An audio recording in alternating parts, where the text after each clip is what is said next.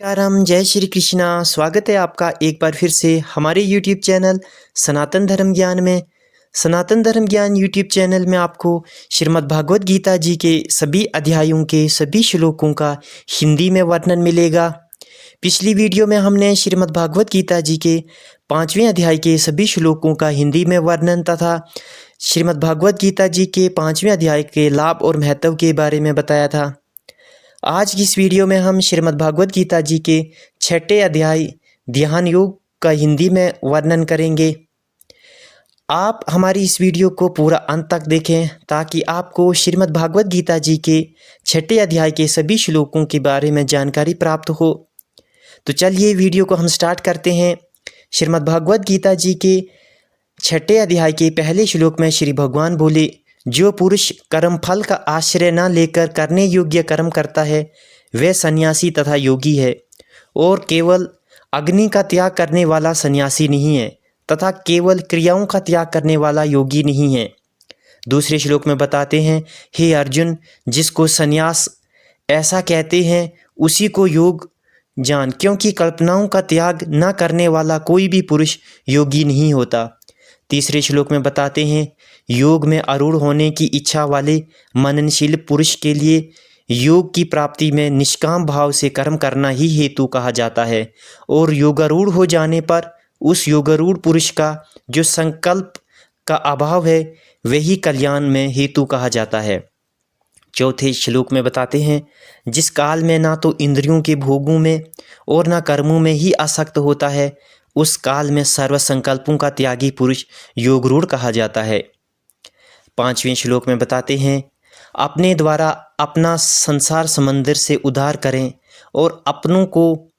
अधोगति में न डालें, क्योंकि ये मनुष्य आप ही तो अपना मित्र हैं और आप ही अपना शत्रु है। छठे श्लोक में बताते हैं, जिस जीव आत्मा द्वारा मन और इंद्रियां सहित शरीर जीता हुआ है उस जीव आत्मा का तो वे आप ही मित्र है, और जिसके द्वारा मन तथा इंद्रियां सहित शरीर नहीं जीता गया है उसके लिए वे आप ही शत्रु के सदृश शत्रुता में बरताता है।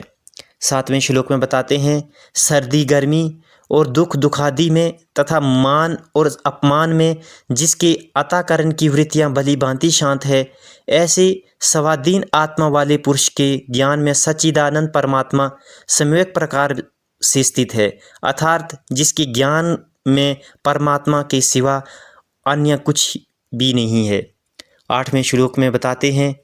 जिसका अंतःकरण ज्ञान विज्ञान से तृप्त है, जिसकी स्थिति विकार रहित है, जिसकी इंद्रियां भली भांति जीती हुई हैं और जिसके लिए मिट्टी पत्थर और स्वर्ण समान है, वह योगी युक्त अर्थात भगवत प्राप्त है, ऐसे कहा जाता है। नौवें श्लोक में बताते हैं, सहूद सर्वथा रहित सबका हित करने वाला मित्र, वैरी, उदासीन, मध्यस्थ, देश और बंधुगुणों में, धर्म आत्माओं में और पापियों में भी समान भाव रखने वाला अत्यंत श्रेष्ठ है। 10वें श्लोक में बताते हैं, मन और इंद्रियों सहित शरीर को वश में रखने वाला आशारहित और संग्रहित योगी अकेला ही एकांत स्थान में स्थित होकर आत्मा को निरंतर परमात्मा में लगाएं। 11वें श्लोक में बताते हैं, शुद्ध भूमि में जिसके ऊपर क्रमशः कुशा, मृगशाला और वस्त्र बिछे हैं, जो न बहुत ऊंचा है और न बहुत नीचा, ऐसे अपने आसन को स्थित स्थापन करके 12वें श्लोक में बताते हैं, उस आसन पर बैठकर चित्त और इंद्रियों की क्रियाओं को वश में रखते हुए मन को एकाग्र करके अताकरण की शुद्धि के लिए योग का अभ्यास करें। 13वें श्लोक में बताते हैं, काया, सिर और गले को समान एवं अचल धारण करके और स्थित होकर आपकी नासिक के अग्रभाग पर दृष्टि जमाकर अन्य दिशाओं को न देखते हुए। 14वें श्लोक में बताते हैं, ब्रह्मचारी के व्रत में स्थित भयरहित तथा भली भांति शांत अताकरण वाला सावधान योगी मन को रोककर मुझ में चित्त वाला और मेरे स्मरण होकर स्थित हुए। 15वें श्लोक में बताते हैं, वश में किए हुए मन वाला योगी इस प्रकार आत्मा को निरंतर मुझ परमेश्वर के स्वरूप में लगाता हुआ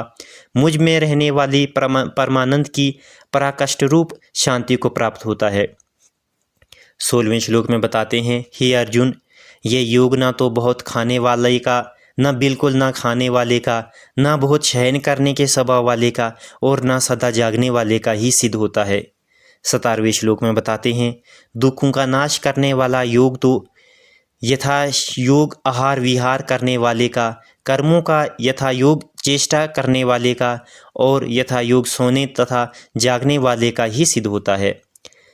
18वें श्लोक में बताते हैं, अत्यंत वश में किया हुआ चित्त जिस काल में परमात्मा में ही बलि बांधी स्थित हो जाता है, उस काल का संपूर्ण भोगों में सर्वरहित पुरुष योगयुक्त है, ऐसा कहा जाता है। 19वें श्लोक में बताते हैं, जिस प्रकार वायु रहित स्थान में स्थित दीपक चलायमान नहीं होता, वैसे ही उपमा परमात्मा के ध्यान में लगे हुए योगी के जीते हुए चित्त की कही गई है। 20वें श्लोक में बताते हैं, योग के अभ्यास से निवृत्त चित्त जिस अवस्था में उपराम हो जाता है और जिस अवस्था में परमात्मा के ध्यान से शुद्ध हुई सूक्ष्म बुद्धि द्वारा परमात्मा को साक्षात करता हुआ सच्चिदानंद परमात्मा में ही संतुष्ट रहता है। 21वें श्लोक में बताते हैं, इंद्रियों से अतीत केवल शुद्ध हुआ सूक्ष्म बुद्धि द्वारा ग्रहण करने योग्य जो अनंत आनंद उसको जिस अवस्था में अनुभव करता है और जिस अवस्था में स्थित यह योगी परमात्मा के स्वरूप में विचलित होता ही नहीं। 22वें श्लोक में बताते हैं, परमात्मा की प्राप्ति रूप जिस लाभ को प्राप्त होकर उसे अधिक दूसरा कुछ भी लाभ नहीं मानता, और परमात्मा प्राप्ति रूप जिस अवस्था में स्थित योगी बड़े भारी दुख से भी चलायमान नहीं होता। 23वें श्लोक में बताते हैं, जो दुख रूप संसार के सहयोग से रहित है तथा जिसका नाम योग है, उसको जानना चाहिए। वे योग न उकताए हुए अर्थात धैर्य और उत्साहयुक्त चित्त से निश्चित पूर्व करना कर्तव्य है। 24वें श्लोक में बताते हैं, संकल्प से उत्पन्न होने वाली संपूर्ण कामनाओं की निशेष रूप से त्याग कर और मन द्वारा इंद्रियों के समुदाय को सभी ओर से भलीभांति रोक कर। फिर 25वें श्लोक में बताते हैं, क्रम से अभ्यास करता हुआ उपरहित को प्राप्त हो तथा धैर्ययुक्त बुद्धि द्वारा मन को परमात्मा में स्थित करके परमात्मा की सेवा और कुछ भी चिंतन न करें। 26वें श्लोक में बताते हैं, ये स्थिर न रहने वाला और चंचल मन जिस शब्दादि विषय के निमित्त से संसार में विचरता है, उस विषय से रोककर यानी हटकर इसे बार बार परमात्मा में ही निवृत्त करें। 27वें श्लोक में बताते हैं, क्योंकि जिसका मन भली प्रकार शांत है, जो पाप से रहित है और जिसका रजोगुण शांत हो गया है, ऐसे इस सच्चिदानंद ब्रह्मा के साथ एक ही भाव हुए योगी को उत्तम आनंद प्राप्त होता है। 28वें श्लोक में बताते हैं, वे पाप रहित योगी इस प्रकार निरंतर आत्मा को परमात्मा में लगाता हुआ सुखपूर्वक पार ब्रह्म परमात्मा की प्राप्ति रूप अनंत आनंद का अनुभव करता है। 29वें श्लोक में बताते हैं, सर्वव्यापी अनंत चेतन में एक ही भाव से स्थित रूप योग से युक्त आत्मा वाला तथा सब में समभाव से देखने वाला योगी आत्मा को संपूर्ण भूतों में स्थित और संपूर्ण भूतों को आत्मा में कल्पित देखता है। 30वें श्लोक में बताते हैं, जो पुरुष भूतों में सबके आत्मरूप मुझ वासुदेव को ही व्याप्त देखता है और संपूर्ण भूतों को मुझ वासुदेव के अंतर्गत देखता है, उसके लिए मैं आदर्श नहीं होता और वह मेरे लिए आदर्श नहीं होता। 31वें श्लोक में बताते हैं, जो पुरुष एक ही भाव में स्थित होकर संपूर्ण भूतों में आत्मरूप में स्थित मुझ सच्चिदानंद वासुदेव को भजता है, वह योगी सब प्रकार से बरता हुआ भी मुझ में ही बरता है।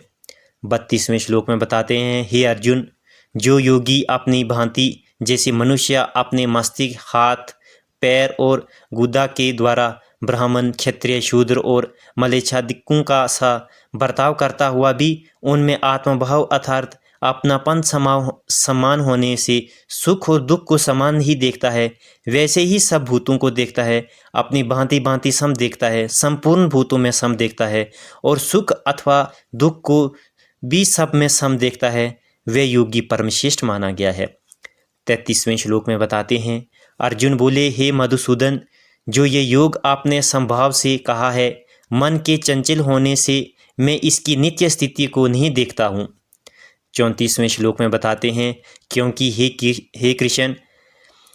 ये मन बड़ा चंचल है, प्रथमन स्वभाव वाला, बड़ा दृढ़ और बलवान है, इसलिए उसको वश में करना मैं वायु को रोकने की भांति अत्यंत दुष्कर मानता हूँ। 35वें श्लोक में बताते हैं, श्री भगवान बोले, हे माँ बहू, निसंदेह मन चंचल और कठिनता से वश में होने वाला है, परंतु हे कुंती पुत्र राजन, ये अभ्यास और वैराग्य से वश में होता है। 36वें श्लोक में बताते हैं, जिसका मन वश में किया हुआ नहीं है, ऐसे पुरुष द्वारा योग दुष्प्राय है, और वश में किए हुए मन वाले प्रयत्नशील पुरुष द्वारा साधन से उसका प्राप्त होना सहज है, ये मेरा मत है। फिर 37वें श्लोक में बताते हैं, अर्जुन बोले, हे श्री कृष्ण, जो योग में श्रद्धा रखने वाला है किंतु संयमी नहीं है, इसका कारण जिसका मन अंतकाल में योग से विचलित हो गया है, ऐसा साधक योग की सिद्धि को अर्थात भागवत साक्षात्कार को न प्राप्त होकर किस गति को प्राप्त होता है। फिर 38वें श्लोक में बताते हैं, हे माँ बहू, क्या वे भगवान प्राप्ति के मार्ग में मोहित और आश्रय रहित पुरुष छिन्न भिन्न बादल की भांति दोनों ओर से भ्रष्ट होकर नष्ट तो नहीं हो जाता। फिर 39वें श्लोक में बताते हैं, हे श्री कृष्ण, मेरे इस संशय को संपूर्ण रूप से छेदन करने के लिए आप ही योग्य है, क्योंकि आपके सिवा दूसरा इस संशय का छेदन करने वाला मिलना संभव नहीं है। फिर 40वें श्लोक में बताते हैं, श्री भगवान बोले, हे पार्थ, उस पुरुष का ना तो इस लोक में नाश होता है और ना परलोक में ही, क्योंकि हे प्यारे, आत्मोद्धार के लिए अर्थात भागवत प्राप्ति के लिए कर्म करने वाला कोई भी मनुष्य दुर्गति को प्राप्त नहीं होता। फिर 41वें श्लोक में बताते हैं, योग भ्रष्ट पुरुष पुण्यवानों के लोकों को अर्थात स्वर्ग आदि उत्तम लोकों को प्राप्त होकर उनमें बहुत वर्षों तक निवास करके फिर शुद्ध आचरण वाले श्रीमान पुरुषों के घर में जन्म लेते हैं। 42वें श्लोक में बताते हैं, अथवा वैराग्यवान पुरुष उन लोकों में न जाकर ज्ञानवान योगियों के ही कुल में जन्म लेता है, परंतु इस प्रकार का जो ये जन्म है जो संसार में निसंदेह अत्यंत दुर्लभ है। 43वें श्लोक में बताते हैं, वहाँ उस पहले शरीर में संग्रह किए हुए बुद्धि संयोग की अर्थात संबुद्धि रूप योग में संस्कारों का अन्यास ही प्राप्त हो जाता है, और हे कुरुनंदन, उसके प्रभाव से वे फिर परमात्मा के प्राप्ति रूप सिद्धि के लिए पहले से ही बढ़कर प्रयत्न करता है। 44वें श्लोक में बताते हैं, वे ये शब्द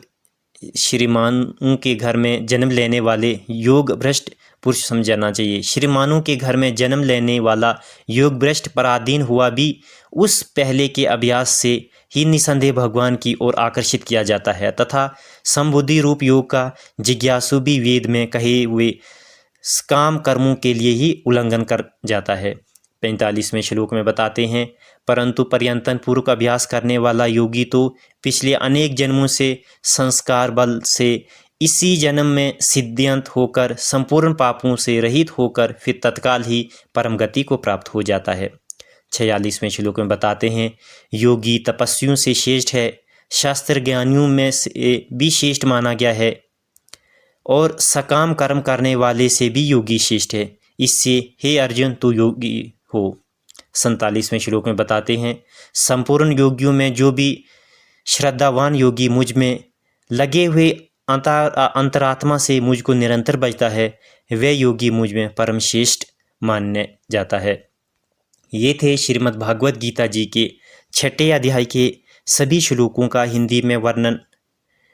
आप हमारे YouTube चैनल सनातन धर्म ज्ञान को सब्सक्राइब करें तथा बेल आइकन ज़रूर दबाएं, ताकि आने वाली वीडियो की नोटिफिकेशन आप तक सबसे पहले ज़रूर पहुंचे। नमस्कारम, जय श्री कृष्ण।